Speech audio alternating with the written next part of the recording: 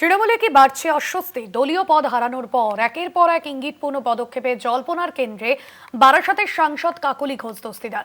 সংসদীয় দলের মুখ্য সচেতকের পদ থেকে সরানোর পর 4 দশকের আনুগত্যের পুরস্কার বলে ক্ষোভ উগরে দিয়েছিলেন তিনি।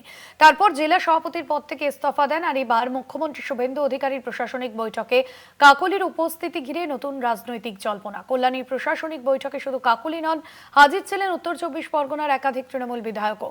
কিন্তু রাজ্য রাজনীতি প্রশ্ন উঠছে শুধুই প্রশাসনিক সৌজন্যতা নাকি এই নেপথ্যে কোনো বড় রাজনৈতিক বার্তা? অন্যদিকে তৃণমূলের সদ্য নির্বাচিত বিধায়ক আনিসুর রহমান বিদেশের উপস্থিতি নিয়েও বাড়ছে কৌতূহল।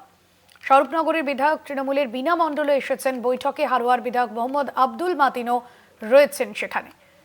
সুবল মজুমদার রয়েছেন ফোন লাইনে। সুবল, কাকলি ঘোষ দস্তিদার ছাড়াও অনেকেই এসেছেন উত্তর 24 পরগনার। সেক্ষেত্রে রাজ্যে পালাবদলের পর এবার কি সমীকরণও বদলাচ্ছে তৃণমূলের অন্দরে? আজকে যে দৃশ্যটা দেখা গেল, যেখানে মুখ্যমন্ত্রী রিভিউ 3টি জেলা নিয়ে, সেখানে নদিয়াতে 3টি বিধায়ক তৃণমূলের আসেননি বা হুগলি থেকেও কেউ আসেনি, কিন্তু উত্তর 24 পরগনা থেকে সাংসদ কাকলি ঘোষ দস্তিদার এবং তার সঙ্গে আরো 3 বিধায়ক হারোয়া, স্বরূপনগর এবং যে গঙ্গা, এই তিনজন বিধায়িকা তারা কিন্তু আজকের এই যে বৈঠক রিভিউ সেখানে অংশগ্রহণ করেছে এবং তাদের যেটা বক্তব্য তিনি যেটা জানিয়েছেন যে সৌজন্য এবং উন্নয়নের স্বার্থে তাদের আমন্ত্রণ করা হয়েছে, তাই তারা এসছে।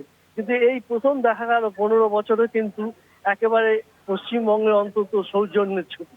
এখন এর সমীকরণ কি কারণেই তারাই বা এলো, বাকিরা এলো না, এ নিয়ে কিন্তু চর্চা হতেই পারে।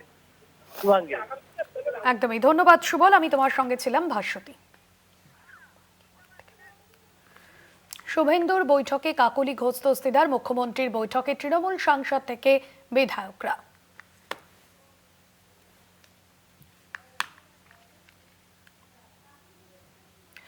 তৃণমূল সাংসদ কাকলি ঘোষ দস্তিদার কি বলেছেন এই বৈঠকের উপস্থিতি নিয়ে শুনুন। প্রশাসনিক বৈঠকে চিরকালই আমরা আসি। বিরোধীরা